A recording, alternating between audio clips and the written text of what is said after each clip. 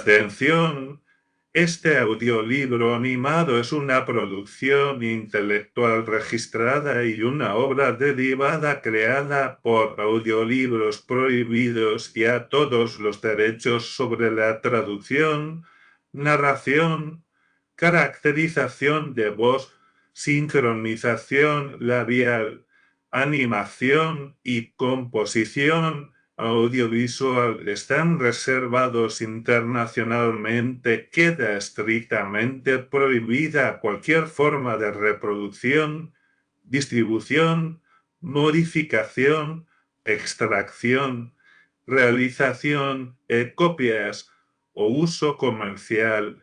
No se otorga ningún tipo de autorización o permiso para su uso fuera de esta plataforma. Las infracciones serán perseguidas legalmente hasta las últimas consecuencias. Disfrute de esta obra única. Compensación. Ralph Waldo Emerson.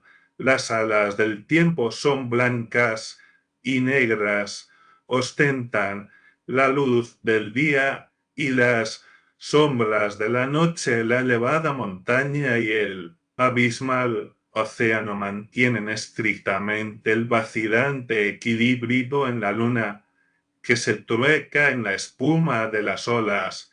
Se enciende la porfida del menester y del tener.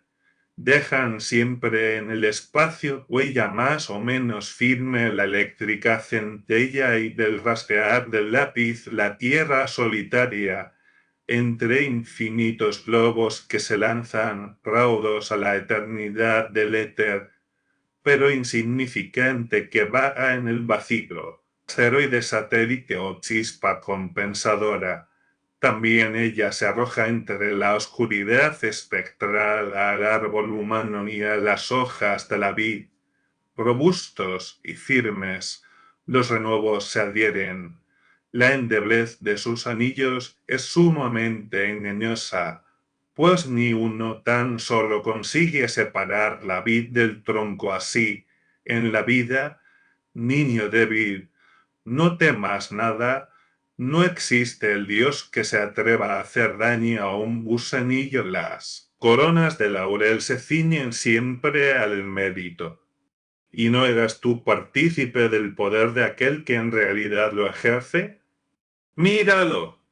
Con alas en los pies, corre a tu encuentro y toda la naturaleza, hecha sustancia tuya, dispersa en el ambiente o concentrada en la piedra, traspondrá los montes, cruzará nado mar, y atrás de ti, como tu misma sombra, desde mi adolescencia he deseado escribir acerca de la compensación, pues cuando era aún muy joven, me parecía que en esta materia la vida avanzaba a la teología y el saber popular sobrepujaba las enseñanzas de los predicadores. Los documentos de donde podía sacarse esa doctrina atraían mi imaginación con su variedad infinita y se imponían siempre a mi ánimo, hasta en sueños, porque son la herramienta que manejamos, el pan que comemos, las transacciones que se realizan en la plaza pública, la tierra tomada en arriendo, la casa que habitamos, los saludos, las relaciones, las deudas y el crédito.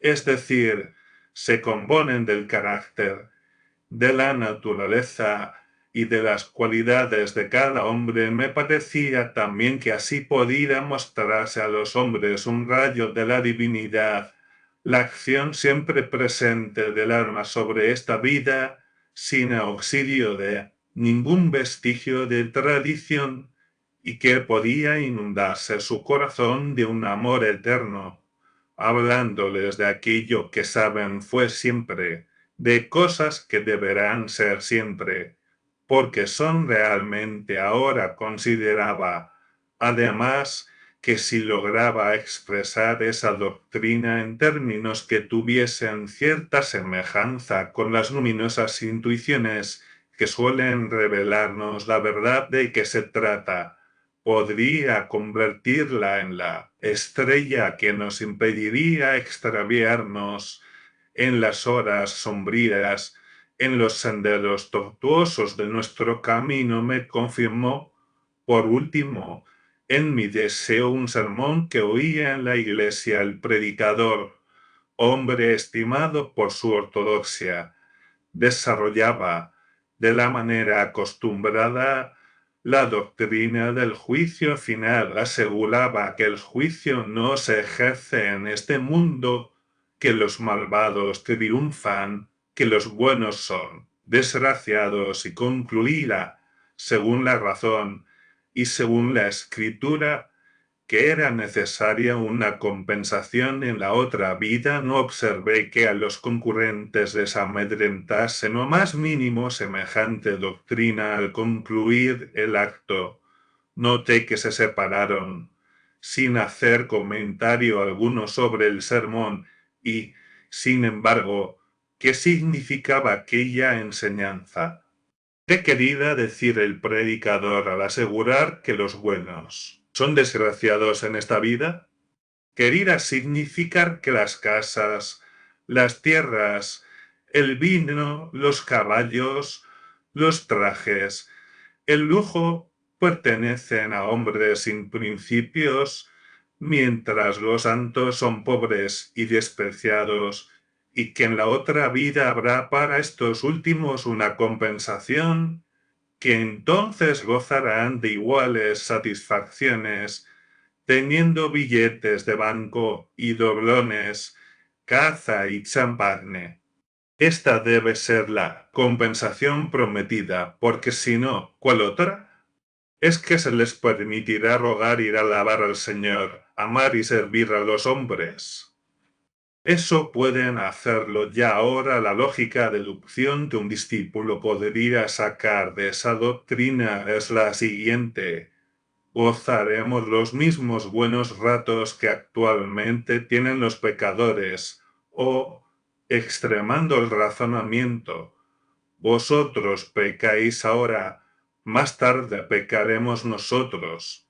Pecaríamos en estos momentos si pudiésemos, pero como la suerte no nos acompaña, aguardamos a mañana para desquitarnos. Estriba el sofisma en la inmensa concesión de que medran los malvados y de que la justicia no se cumple en esta vida. La ceguera del predicador consistía en que adoptaba, para definir la felicidad, la vulgar apreciación que corre en boca de todo el mundo, en vez de mostrar a la gente la verdad y de convencerla de ella, anunciando la presencia del alma, la omnipotencia de la voluntad, y estableciendo así la base del conocimiento del bien y del mal, de lo cierto y de lo falso. Halló en las obras populares religiosas del día el mismo vulgar criterio que en las ideas vertidas por muchos literatos cuando incidentalmente tratan este mismo asunto. Creo que nuestra teología popular ha ganado en decorum,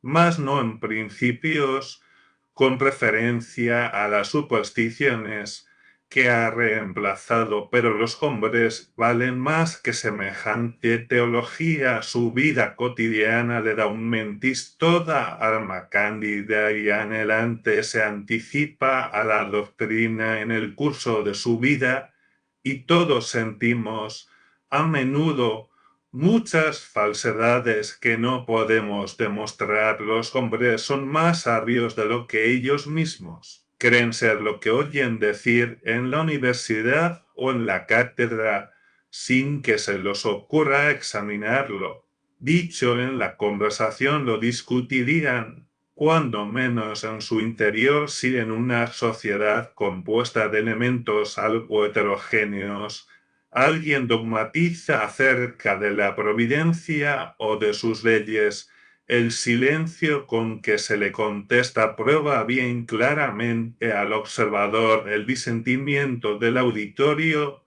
a la vez que su incapacidad para explanar aquellas ideas en este capítulo y en el siguiente me propongo reunir algunos hechos que indiquen la senda de la ley de la compensación, y me daré por feliz si consigo trazar un pequeño arco de este círculo. Encontramos la polaridad o la acción y la reacción en todas las partículas de la naturaleza, en la oscuridad y en la luz, en el frío y en el calor, en el flujo y el reflujo de las aguas, en el macho y en la hembra, en la inspiración y expiración de las plantas y de los animales, en la ecuación de la cantidad y de la cualidad de los fluidos del cuerpo animal, en la sístole y diástole del corazón, en las ondulaciones de los fluidos y del sonido, en las fuerzas centrípeta y centrífuga, en la electricidad, el galvanismo y la afinidad química. Si magnetizáis positivamente el extremo de una aguja, el otro extremo quedará magnetizado negativamente si el sur atrae.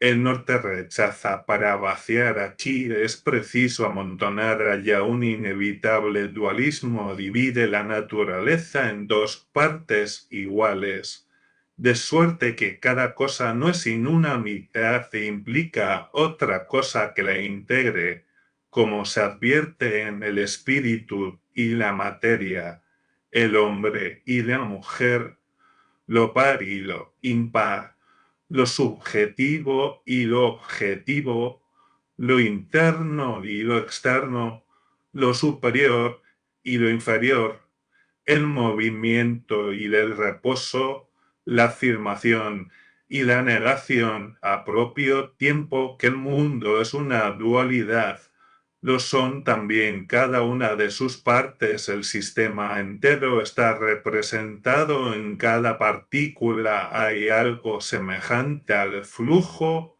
y reflujo del mar, al día y a la noche, al hombre y a la mujer, en una ramilla de pino, en un grano de trigo, en cada individuo de cualquier especie sensible. La reacción tan grande en los elementos se repite en esos estrechos límites. Por ejemplo, los fisiólogos han observado que no existen en el reino animal criaturas favorecidas, sino que una cierta compensación equilibra siempre las cualidades y los defectos. Un exceso en un lado lo compensa una pérdida en otro. Si la cabeza o el cuello se alargan, el tronco y las extremidades se acortan. La teoría de las fuerzas mecánicas es otro ejemplo de esto. Lo que se gana en fuerza se pierde en tiempo, y al contrario, los errores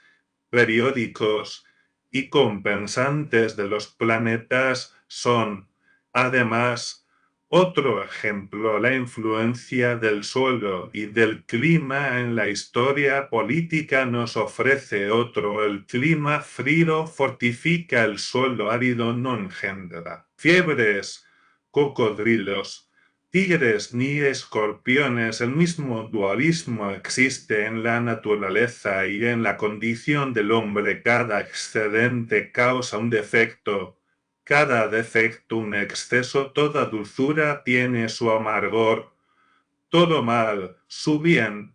A cada facultad que nos causa placer va unida una pena inherente al abuso que de él se hace. Su moderación responde de su existencia. Por cada grano de ingenio hay uno de locura. Por todo lo que se pierde se encuentra alguna otra cosa, y por todo lo que se gana algo asimismo se pierde. Si las riquezas aumentan, el número de los que las usan crece también. Si alguno acopia demasiado, La naturaleza recupera lo que el hombre ha encerrado en su cofre. La fortuna crece como la espuma, pero mata a su propietario. La naturaleza aborrece los monopolios y las excepciones. Las olas del mar no buscan más su nivel en medio de su mayor agitación, que las varias condiciones humanas tienden a igualarse. Hay siempre una circunstancia niveladora que torna a la realidad al orgulloso, al afortunado, al soberbio, al rico, y lo pone al mismo pie de igualdad que los demás. Hay un hombre demasiado osco y adusto para alternar en sociedad, un mal ciudadano por su temperamento y posición, un zafio con ribetes de misántropo. La naturaleza le envía un enjambre de niños y niñas que enseña a andar la maestra de párvulos del lugar, y por amor hacia ellos y temeroso de desagradarles, su expresión brusca y ceñuda se cambia en cortesía. Así la naturaleza sabe ablandar el granito y del feldespato, echa fuera al berraco y lo sustituye con el cordero, y mantiene la balanza en él. Fiel se imagina el labriego que el poder y la dignidad son cosas bellas y envidiables, pero el presidente, no obstante, paga cara. Su casa blanca de ordinario le cuesta tranquilidad y lo mejor de sus varoniles atributos para mostrarse por breve lapso de tiempo a los ojos de las muchedumbres en lugar tan ostensible.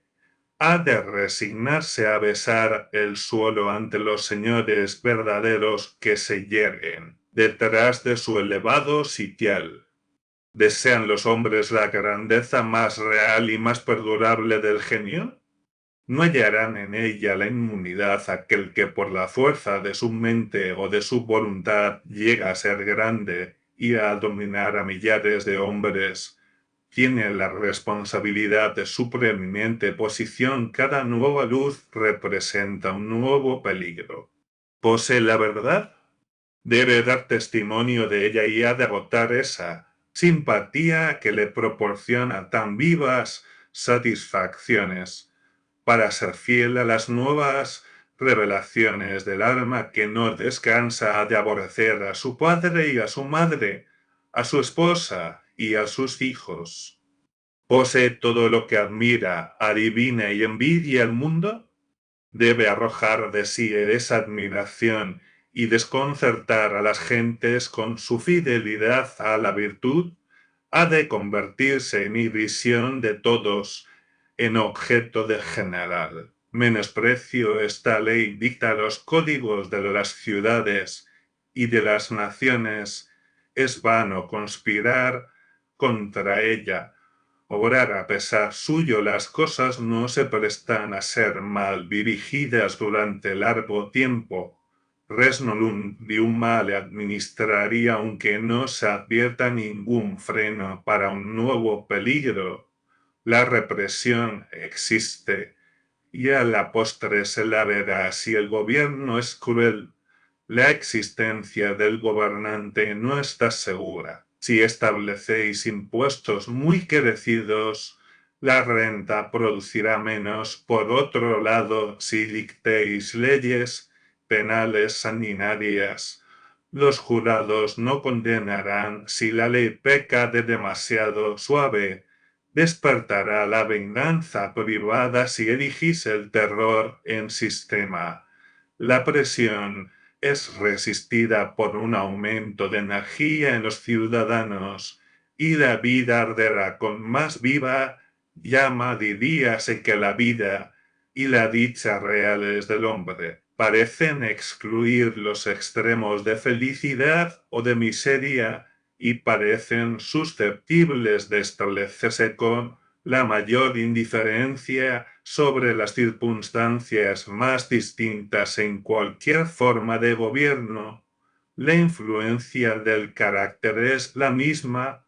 Es próximamente igual en Turquía y en Nueva Inglaterra. La historia se ve obligada a confesar que el hombre debió ser, en tiempo de los antiguos déspotas de Egipto, libre como sus conocimientos se lo permitían. Estas apariencias atestiguan el hecho de que el universo está representado en cada una de sus partes. Cada cosa en la naturaleza contiene todas las energías de ella. Todo está constituido por una sola materia desconocida. Así, el naturalista ve un tipo único a través de todas las metamorfosis y contempla en el caballo al hombre que corre, en el pez al hombre que nada, en el ave al hombre que vuela, en el árbol al hombre dotado de raíces. Cada nueva forma reproduce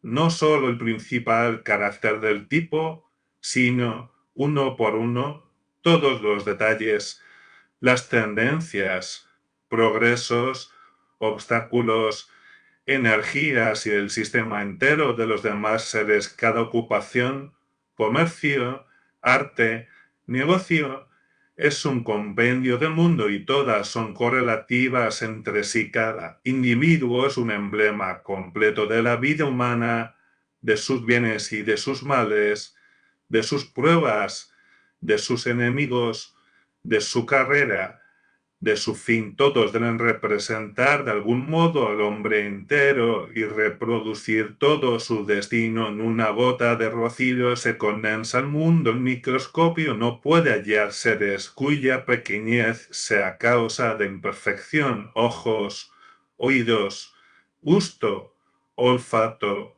movimiento, resistencia, apetito y órganos de reproducción que le ponen en contacto con la eternidad.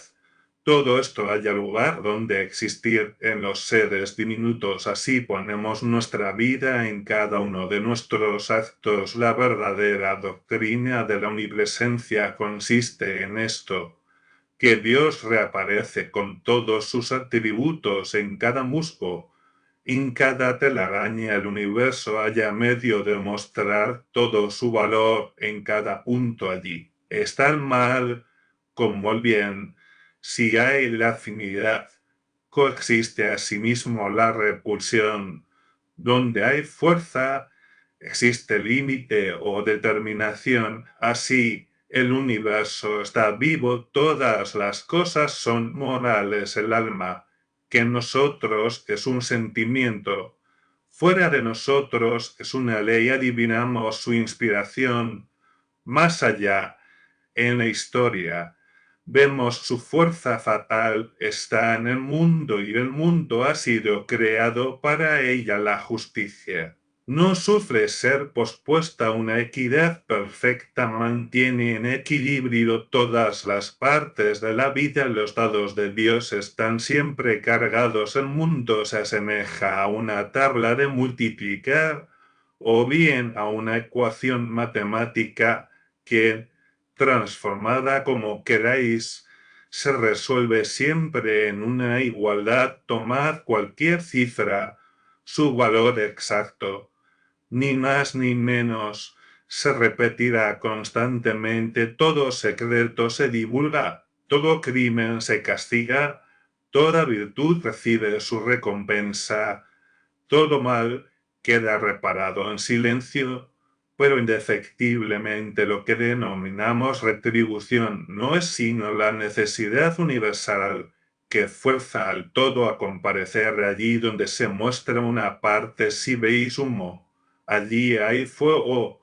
Si veis un miembro, una mano, sabéis que el cuerpo a que pertenece está detrás. Todo acto tiene su recompensa en sí, o, mejor dicho, se integra de dos maneras. Primero, en la cosa misma, en la naturaleza real. Después, en la circunstancia o naturaleza aparente. Los hombres llaman a esta circunstancia retribución. La retribución en la circunstancia es comprendida por la inteligencia es inseparable de la cosa, pero a menudo se extiende a un largo período de tiempo y no llega por esto a distinguirse hasta transcurridos muchos años. Las señales características de un latigazo pueden tardar en presentarse, mas le siguen porque le acompañan el crimen y el castigo se desarrollan en el mismo tallo. El castigo es el fruto insospechado del crimen, que madura oculto en la flor del placer. No se puede separar la causa del efecto, los medios del fin, la semilla del fruto, porque el efecto germina en la causa, el fin preexiste en los medios, el fruto está contenido en la semilla, mientras que el mundo se afianza en su integridad y se niega a ser dividido. Nosotros procuramos obrar parcialmente, cortar, acomodar, así, por ejemplo, para dar gusto a los sentidos, separamos el placer de los sentidos de las necesidades del carácter. El hombre ha aplicado siempre su ingenio a resolver este problema. ¿Cómo aislar la dulzura, la fuerza, la belleza de lo sensible, de la dulzura, la fuerza y la belleza de lo moral? Lo que viene a ser, repetiremos, pretender quitar de la superficie exterior de las cosas una capa delgadísima, privándola de base. Así de un cabo sin tomar otro cabo, el alma dice, come. El cuerpo solo querría unir la carne, el alma dice, domina todas las cosas para subordinarlas a los fines de la virtud. El cuerpo querría dominarlas todas para someterlas a sus propios fines. El alma se esfuerza en vivir y obrar a través de todas las cosas. Quisiera ser el hecho único, todo lo demás, poder, placeres, saber, belleza, le sería dado de añadidura. El simple particular aspira a ser algo, a alzarse sobre sí mismo, a traficar y regatear por su bien privado, a ir a caballo por ir a caballo, a vestir bien por vestirse, a comer por comer y a gobernar por exhibirse. Los hombres pretenden ser grandes, persiguen los cargos, el poder, la posesión de riquezas, la gloria. Imaginan que ser grande es entrar en posesión de la naturaleza por un lado, el bueno prescindiendo del otro, el doloroso. Semejante manera de mutilar y tajar está contrarrestada por los hechos hasta hoy. Fuerza es confesarlo. Ningún protectista ha conseguido el más liviano éxito. Las aguas separadas se reúnen detrás de nuestra mano, así que nos proponemos desligarlas de una cosa entera.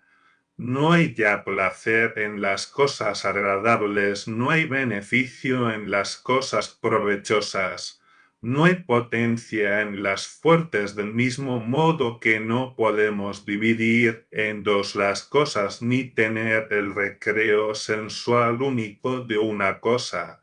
Tampoco podemos tener lo interior o la luz sin sombra. Echad lo natural y volver al galope. La vida supone condiciones inevitables que los imprudentes tratan de eludir, que este y aquel se jactan de desdeñar, afirmando que no les interesa, pero tal aseveración no está más que en sus labios. Las condiciones, conózcanlas o no, están en su alma. Si se libran de ellas por un lado, sufren su ataque. Por otro, más vital, si se escapan a ella en la forma, en la apariencia, es porque han resistido a la vida, porque han huido de sí mismos, y la retribución fue esa muerte parcial. Tan evidente es el fracaso de todas las tentativas encaminadas a realizar este divorcio del bien y sus cargas, que tales experiencias no se ensayarían, pues que ensayarlas es estar loco, a no ser por la circunstancia de que, al invadir la voluntad, la enfermedad de la rebelión y de la separación inficiona al par la inteligencia, de manera que ésta cesa de contemplar a Dios en cada objeto, es capaz de percibir la reducción de una cosa y no advertir el peligro sensual, ve el busto de la sirena y no la cola del dragón, y cree que podrá cortar a su gusto lo que ama y dejar lo que no quiere. Cuán misterioso eres, oh, tú que estás en lo más alto de los cielos en silencio, oh grande y único Dios que derramas con infatigable providencia, a manera de castigo, la ceguera sobre aquellos que tienen desordenados apetitos. El alma humana reconoce estos hechos en las narraciones de la fábula y de la historia, en la ley, los proverbios y la conversación de improviso. Su voz resuena en la literatura, así los griegos llamaron Júpiter el Espíritu Supremo, pero habiéndole atribuido la tradición varias acciones ruines, los humanos recobraron involuntariamente a la razón, atando las manos a un Dios tan perverso, así le han puesto viandadores como a cualquier soberano europeo. Prometeo conoce un secreto que Júpiter debe comprar. Minerva los tiene bajo llave de todos los dioses.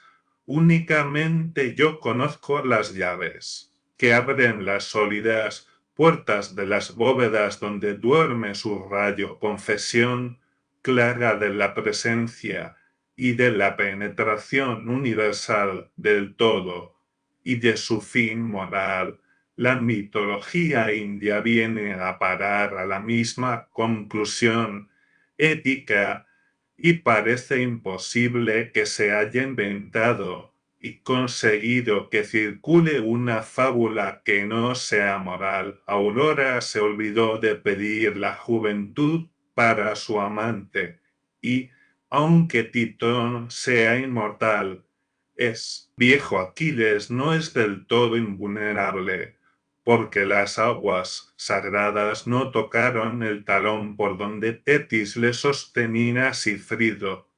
En los nivelumbos no es completamente inmortal, porque se le cayó una hoja encima de la espalda cuando se estaba bañando en la sangre del dragón, y es vulnerable por aquel punto, y así debe ser. Existe una grieta en todas las cosas que Dios ha hecho, diríase que esta vindicativa circunstancia, deslizándose de repente sin que nos percatemos de ello, hasta en la poesía salvaje, donde la fantasía humana ha intentado libertarse de las antiguas leyes y sacudir su yugo.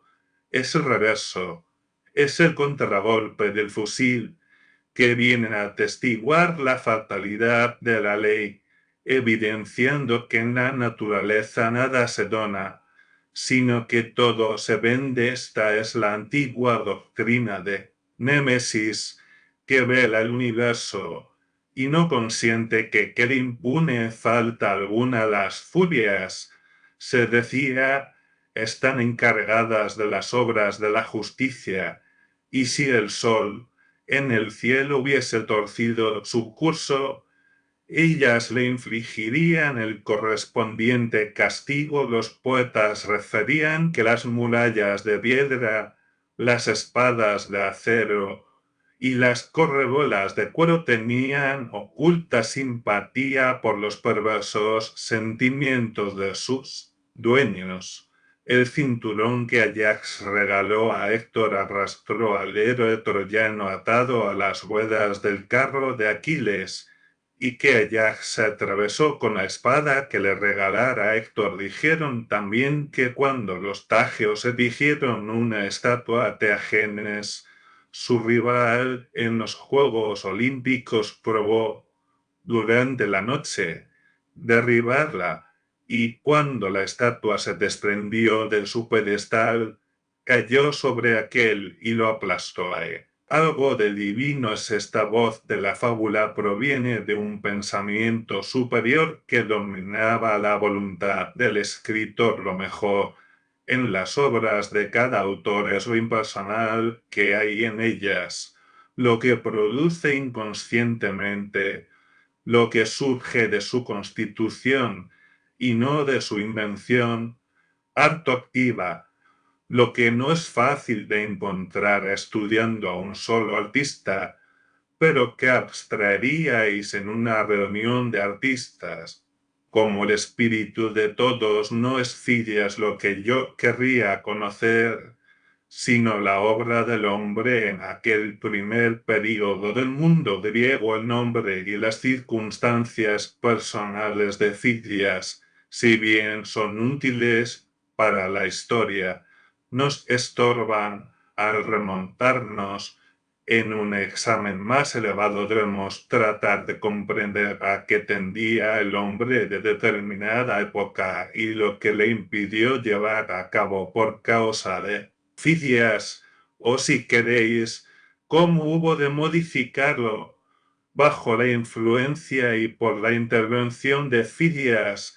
Dante o Shakespeare, óbranos del pensamiento de sus respectivas épocas. Aún es más sorprendente la expresión de este hecho en los proverbios de todas las naciones, que son siempre la literatura de la razón o el enunciado de una verdad absoluta, sin calificación. Los proverbios, como los libros sagrados de cada pueblo, son el santuario de las instituciones. Lo que el mundo perezoso, encadenado a las apariencias, no permitirá decir al realista con sus propias palabras, se lo tolerará. Son contradecirle en los proverbios y de esta ley de las leyes, que niega el púlpito, el senado y la universidad, se predica a todas horas en todos los mercados, en todos los talleres, por multitud de adagios, cuya enseñanza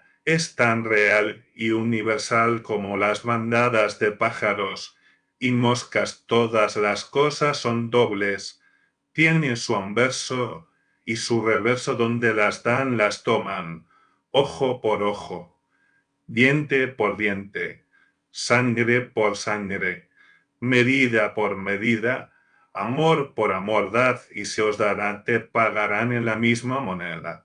¿Qué queréis?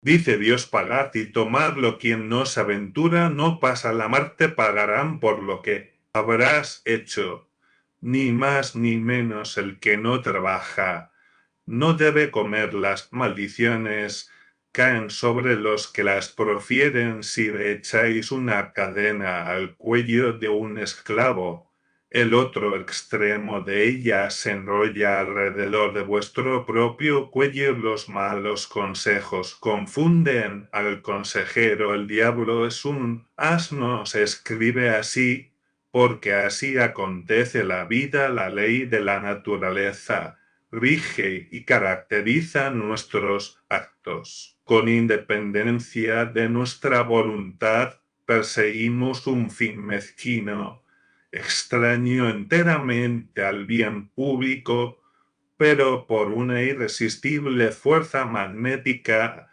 nuestras acciones se colocan en línea recta con los polos del mundo. El hombre no puede hablar sin juzgarse a sí mismo, preténdalo o no. En cada palabra traza su retrato a los ojos de su interlocutor. Toda opinión recae sobre aquel que la emite. Es como la esferilla que se dirige a la punta del boliche, pero reteniendo en la mano el cordón que la sujeta, o mejor dicho, es como el arpón lanzado a una ballena que se desenrolla en el barco un hilo de cuerda, la cual, si el arpón no es bueno o no fue arrojado convenientemente, ¿Acaso arrastre al timonel o hunda el navío? No podéis hacer el mal sin padecerlo. Ningún hombre tuvo jamás una puntita de orgullo que no fuese para él causa de menoscabo.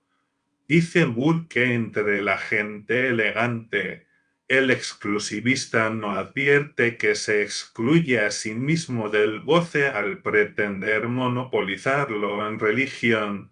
El que cierra la puerta del cielo a los demás no ve que se la cierra para sí mismo tratar a los hombres como si fuesen peones de ajedrez o bolos con que se juega, y sufriréis tanto como ellos si pretendéis ignorar su corazón. Perderéis el vuestro los sentidos, querrían ver cosas en todas las personas, en las mujeres, en los niños y en los pobres. El proverbio vulgar: si no lo cobro de su bolsa, lo cobraré de su piel, es hondamente filosófico. Todas las infracciones a la equidad y al amor debido al prójimo en las relaciones sociales pronto reciben su castigo. Este castigo es el temor. Mientras mis relaciones con los demás son sencillas, no experimento ninguna contrariedad al hallarme con ellos. Nos encontramos unos con otros como se juntan las aguas o como se confunden dos corrientes de aire, con perfecta fusión e interpretación de naturaleza, pero así que se aparta uno de la cordialidad o se anda con efugios y arterias, tan luego como lo que es bueno para mí no lo es para mí. Vecino, siente el agravio, me evita tanto como procuro yo evitarle. Sus miradas no buscan las mías. Se declara la guerra entre nosotros.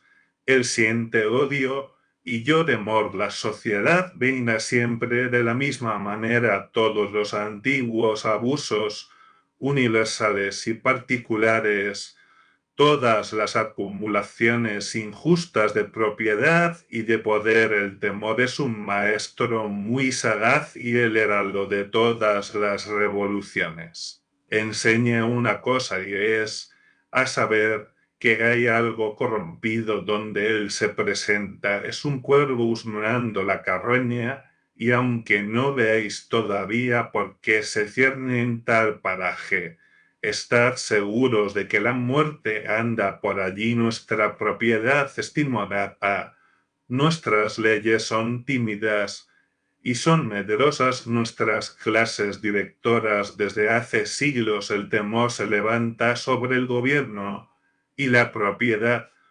profetizando, haciendo visajes, hablando en jerga. No en vano está ahí ese pájaro repugnante, indica que existen grandes agravios por reparar. No es otra la naturaleza de ese sentimiento de expectación, presagio de mudanzas que sigue instantáneamente a la suspensión de nuestra actividad voluntaria. El terror del cielo sin nubes, la esmeralda de Polícrates, el temor de la dicha, el instinto que lleva a toda alma generosa a imponerse prácticas de noble ascetismo y de virtud humanitaria.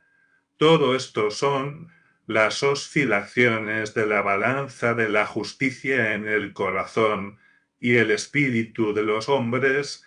Las personas experimentadas saben perfectamente que lo mejor es pagar al contado y que a veces cuesta muy cara una pequeña economía al que toma prestado, contrae deudas.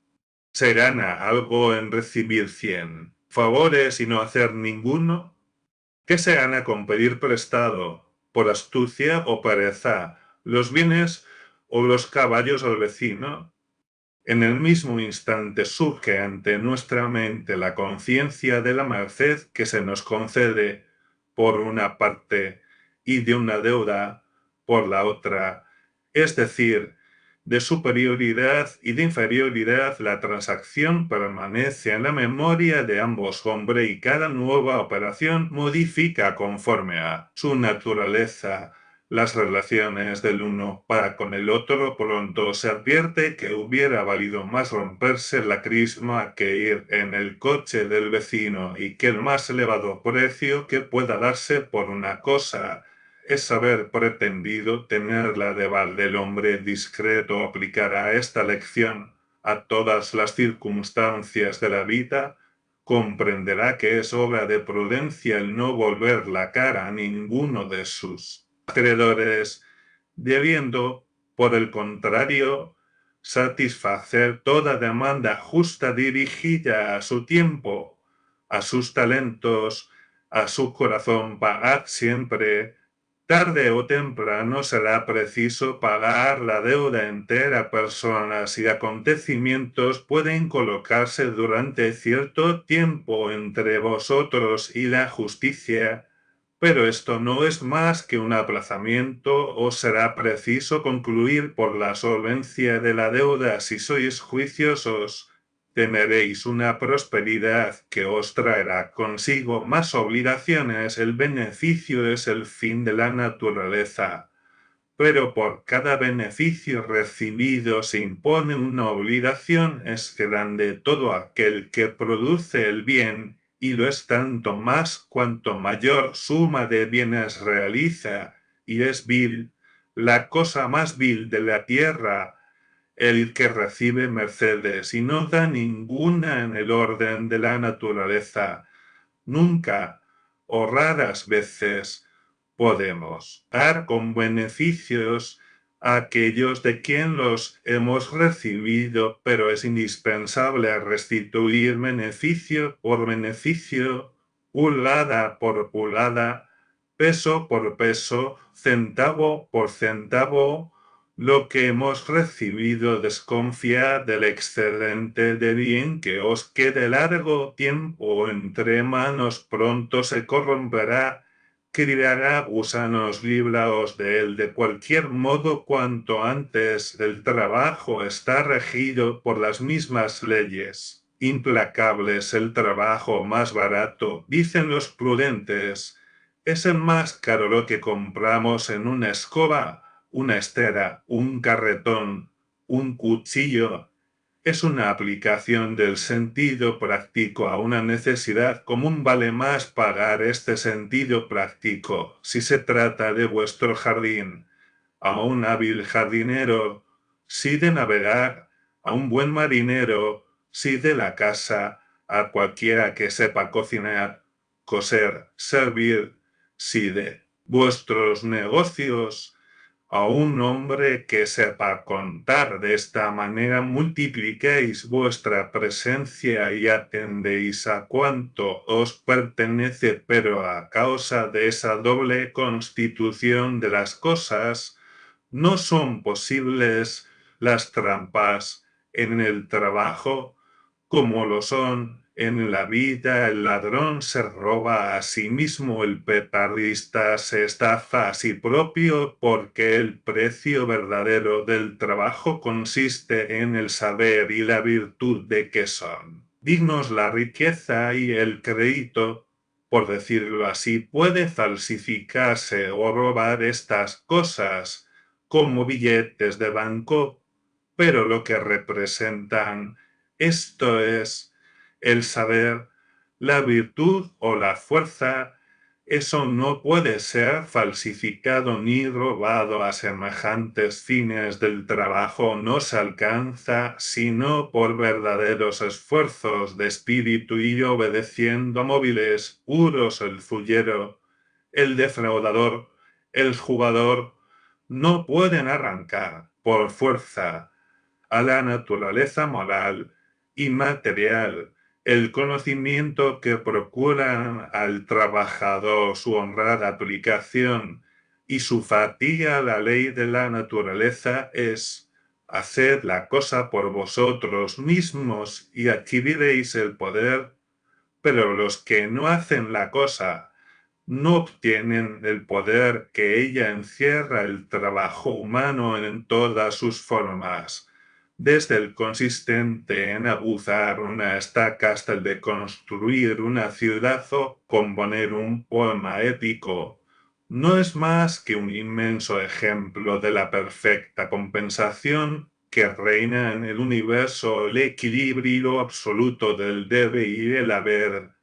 La doctrina que establece que cada cosa tiene su precio y que si éste no se paga no se obtendrá la cosa deseada ninguna otra, pues es imposible adquirir nada sin dar su precio.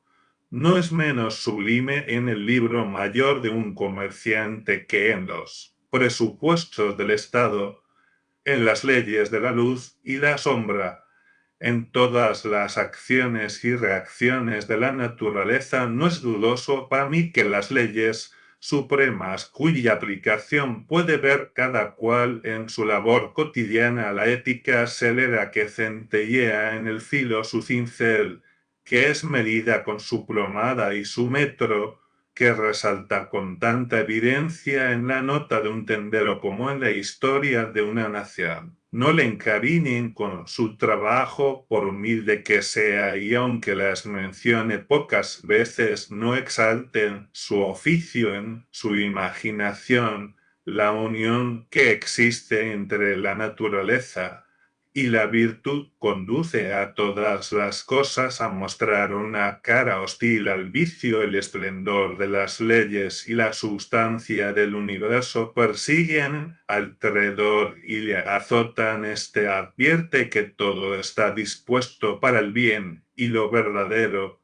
y que no hay en el ancho mundo un agujero para ocultar al bribón. Cometed un crimen y la tierra os parecerá de cristal. Perpetrad un delito y semejará que una capa de nieve como la que delata los bosques las huellas de la perdiz, de la zorra, de la ardilla, del topo, haya alfombrado el suelo. No podéis recoger la palabra pronunciada, ni borrar la señal de vuestro paso, ni retirar la escalera sin dejar alguna prueba o indicio. Siempre transpía alguna circunstancia acusadora. Las leyes, la sustancia de la naturaleza, el agua, la nieve, el viento, la gravitación, tórnanse jueces y testigos del acto del delincuente. Del otro lado, la ley se cumple con el mismo rigor en las acciones rectas. Amad y seréis amados. Todo amor es matemáticamente justo,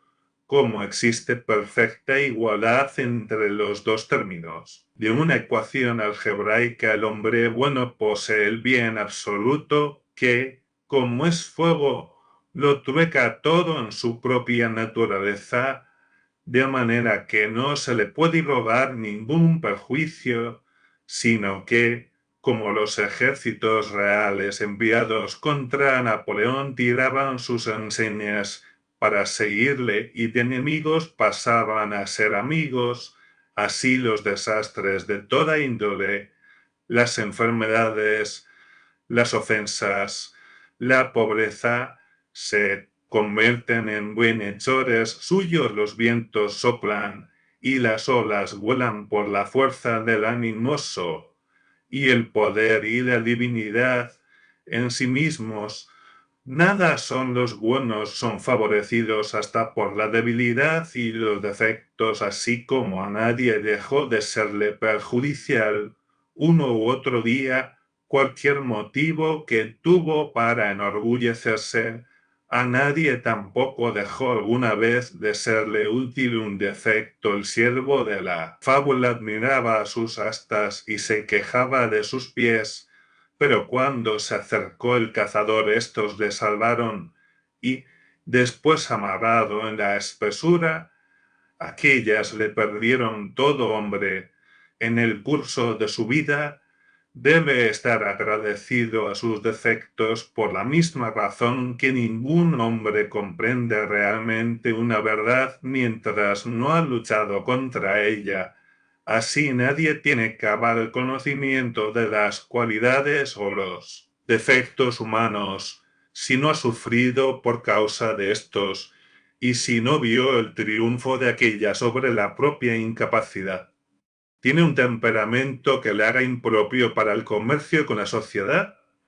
Pues se verá obligado a entretenerse solo, a ser independiente y, como la ostra herida, repara su concha con una perla, nuestra energía sale de nuestra debilidad, la indignación, armada de fuerzas secretas, no se despierta en tanto no nos pinchan, irritan y acometen violentamente un grande hombre, no tiene, a veces, inconveniente mostrarse pequeño cuando el éxito le cobija en sus brazos, se duerme en ellos cuando le empujan, atormentan, derrotan, entonces tiene la probabilidad de aprender algo, echa mano de su ingenio, de su valor, adquiere nueva experiencia, reconoce su propia ignorancia, se cura de la manía del amor propio, gana en moderación y adquiere destreza verdadera. El hombre prudente se coloca del lado de los asaltantes. Su interés, más bien que el de los demás, es hallar su punto débil cicatrizada a su herida, la piel muerta se desprende, y cuando sus enemigos le creyeron vencido, él pasa en medio de ellos invulnerable. La recriminación es más saludable que la lisonja. Por mi parte, detesto que algún periódico me defienda mientras no hablan de mí sino en son de censura. Experimento cierta confianza en el éxito, pero tan pronto como me dedican frases melosas, me siento entonces ya expuesto, sin defensa, a los ataques de mis enemigos. Generalmente, todo mal al que no sucumbimos es un bien, como los habitantes de las Islas Sandwich creen que la fuerza y el valor del enemigo que matan se comunican a su ser. Así nos apropiamos la fuerza de la tentación a la cual resistimos, la misma guardia armada que nos protege contra el desastre. Los defectos y la enemistad nos defienden, si queremos, contra el egoísmo y el fraude en los cerrojos, y las barreras no son lo mejor de nuestras instituciones, ni son el engaño ni la astucia en el comercio signos de sensatez. Amarga todos los días del hombre la estúpida superstición de que pueden engañarle, pero es imposible engañar a nadie si no se engaña él, como es imposible que una cosa sea y no sea al mismo tiempo. Hay una tercera persona que asiste en silencio a todos nuestros contratos. La naturaleza y el alma de las cosas se encargan de garantizar el cumplimiento de todas las convenciones, de manera que el servicio honradamente prestado no inflija pérdidas. Si servís a un maestro desagradecido,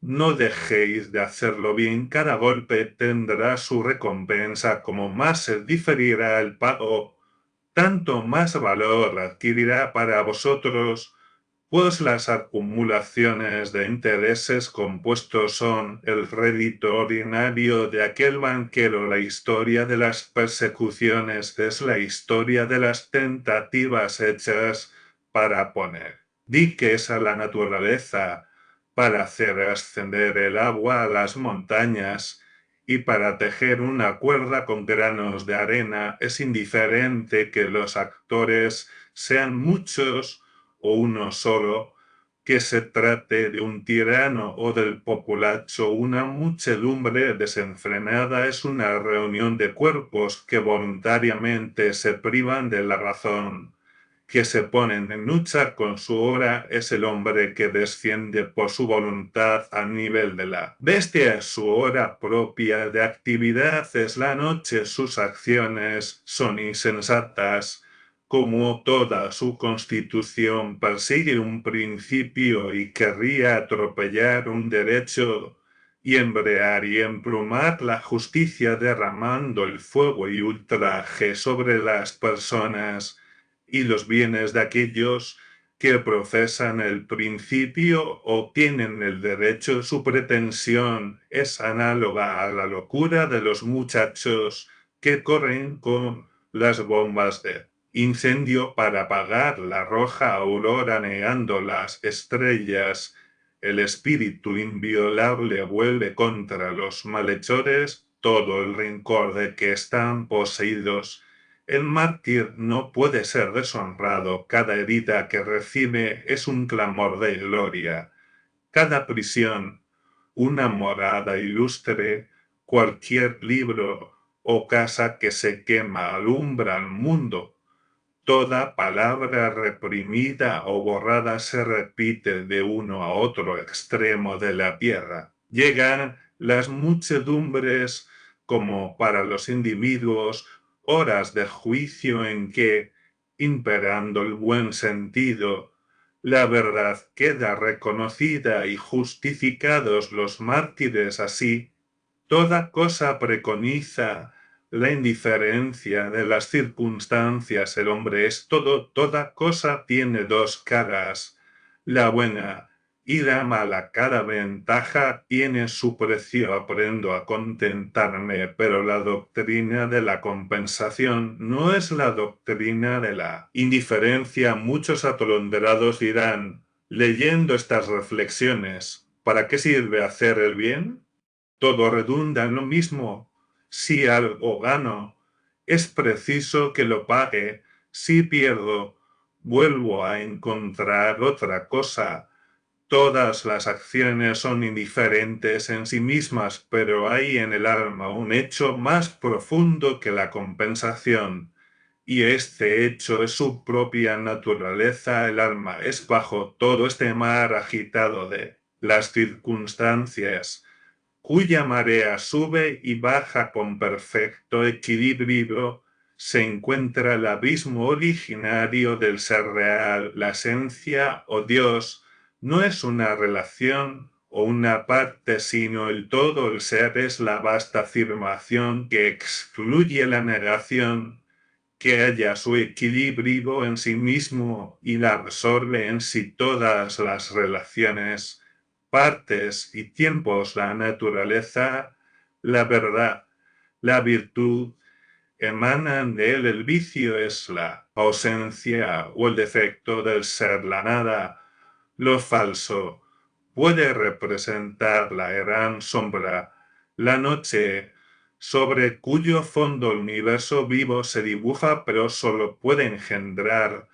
no puede obrar, porque no puede producir ningún bien, ni daño alguno. Es un mal, en el sentido de que vale más ser que no ser. Nos enfada ver la mala acción impune, porque contemplamos al criminal encenagarse más y más en el vicio y contumacia, sin llegar a una crisis o a un juicio. En parte alguna de la naturaleza visible no es confutada entre rayos y truenos su locura ante los hombres y los ángeles reunidos.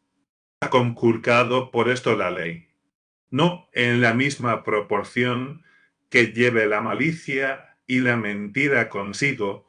Muere para la naturaleza. Un día se presentará clara a su entendimiento una demostración del perjuicio que se causó a sí mismo y, aunque no lo veamos, esa implacable deducción de vida, esa muerte parcial, restablece la balanza de la eterna cuenta. Por otra parte, tampoco puede decirse que el provecho de la rectitud deba equilibrarse por una pérdida. No hay pena para la virtud, no la hay para la sabiduría. Una y otra son, hablando con propiedad, adiciones del ser. Por una acción virtuosa afirmo mi existencia. Soy añado a la creación, edifico en desiertos conquistados, a la nada ir al caos. Mientras las sombras retroceden a mi vista en los confines del horizonte, no puede haber exceso en el amor. No lo hay en el conocimiento ni en la belleza. Cuando estos atributos se consideran en su más puro sentido, el alma se niega a que se le limite y afirma siempre el optimismo por encima de todos los pesimismos. Su vida es progreso y no estacionamiento. Su instinto es la confianza al aplicar al hombre las palabras más y menos. Expresamos instintivamente la presencia del alma y no su ausencia. El animoso es más hombre que el tímido, el sincero, el caritativo, el juicioso. Son más hombres y no menos que el insensato y el malvado. La virtud no tiene precio porque es la emanación de Dios mismo, de la existencia absoluta, donde no hay nada relativo. Los bienes materiales tienen su tasa, y si la casualidad me los depara sin que los haya merecido, si no son el fruto de mi sudor, no echan raíces en mí y el primer viento que sopla los arrastra. Pero todos los bienes contenidos en la naturaleza son bienes del alma, y ésta puede obtenerlos pagándolos con la moneda de la naturaleza de buena ley, es decir, trabajando en una ocupación que permita en el corazón y la cabeza no deseo ya dar con un bien que no haya merecido. Por ejemplo, encontrar una onza de oro enterrada,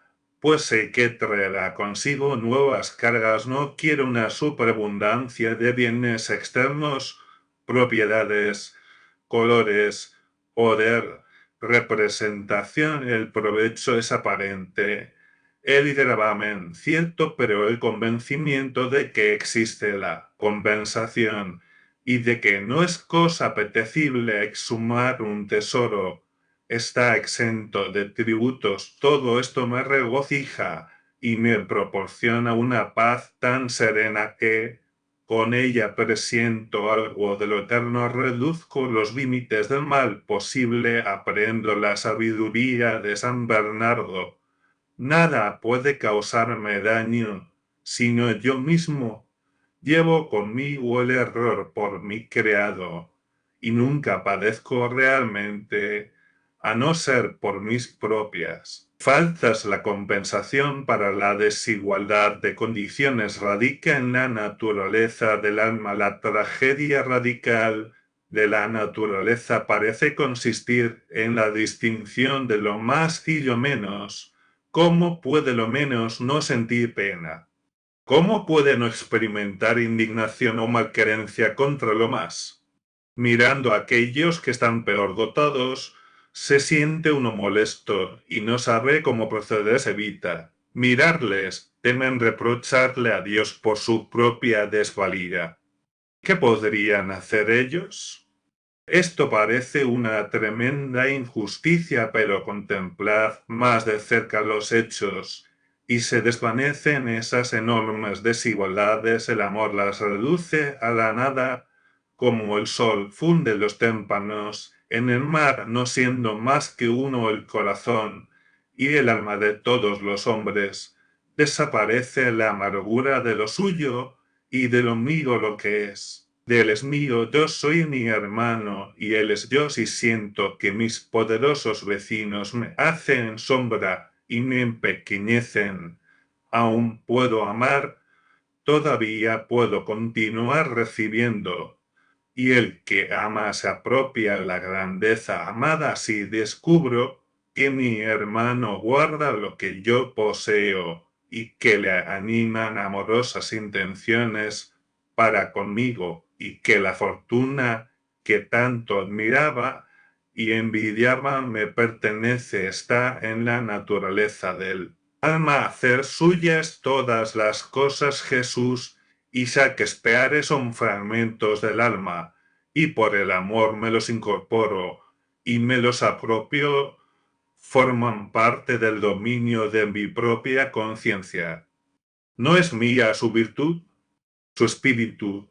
Si no consigo hacerlo mío, no es espíritu, no es otra tampoco la historia natural de todas las calamidades, los cambios que con breves intervalos trastornan la prosperidad de los hombres. Son advertencias de la naturaleza cuya ley es el crecimiento por esta necesidad intrínseca.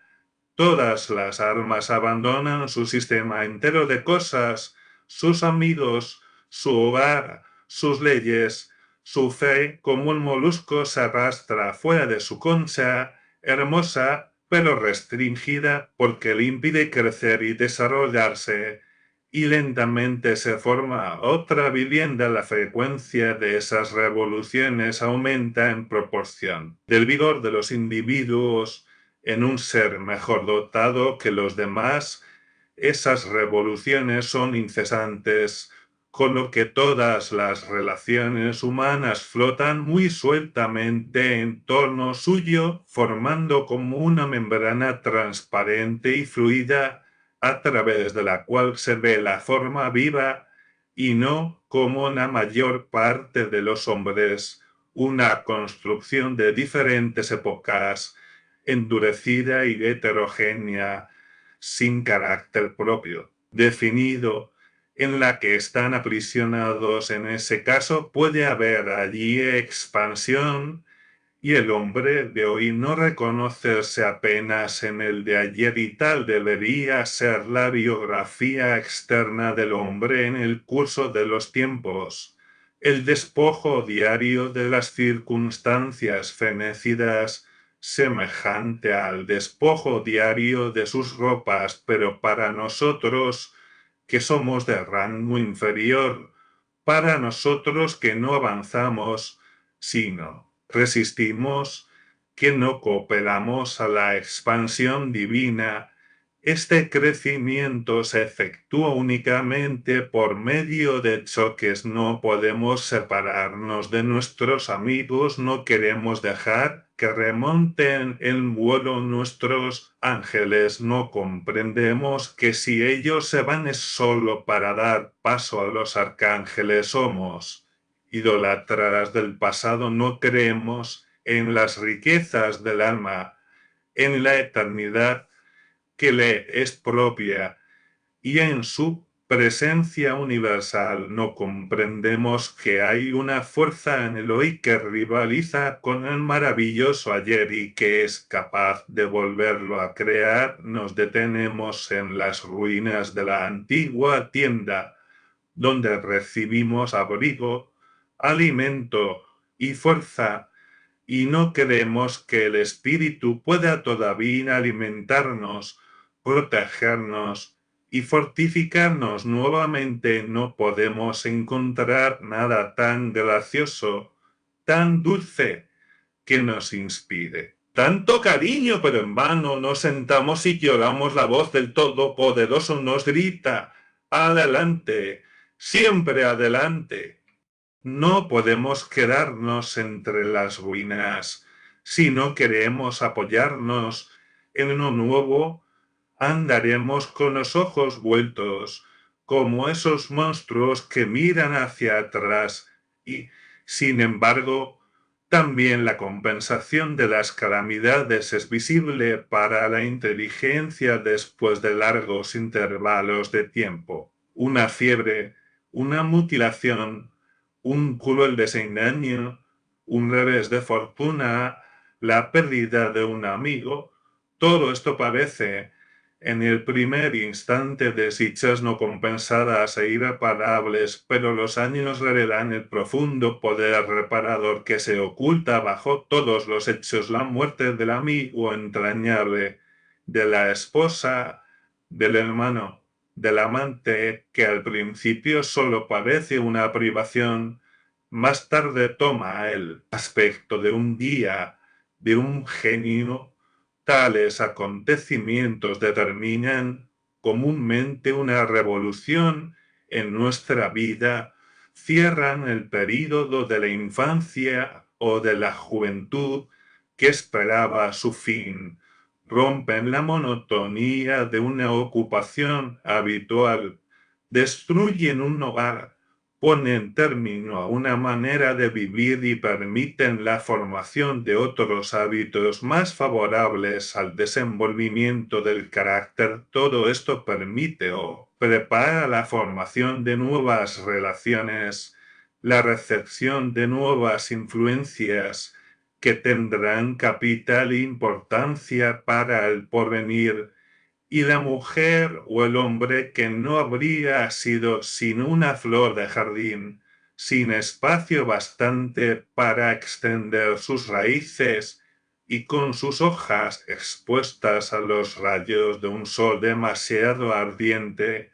se convierte por la caída de los muros y la negligencia del jardinero en el banano de la selva que da frutos y sombra a toda una población humana. Atención, este audiolibro animado es una producción intelectual registrada y una obra derivada creada por Audiolibros Prohibidos y a todos los derechos sobre la traducción, narración, caracterización de voz, sincronización labial, animación y composición audiovisual están reservados internacionalmente. Queda estrictamente prohibida cualquier forma de reproducción, distribución, modificación, extracción, realización de copias o uso comercial. No se otorga ningún tipo de autorización o permiso para su uso fuera de esta plataforma. Las infracciones serán perseguidas legalmente hasta las últimas consecuencias. Disfrute de esta obra única.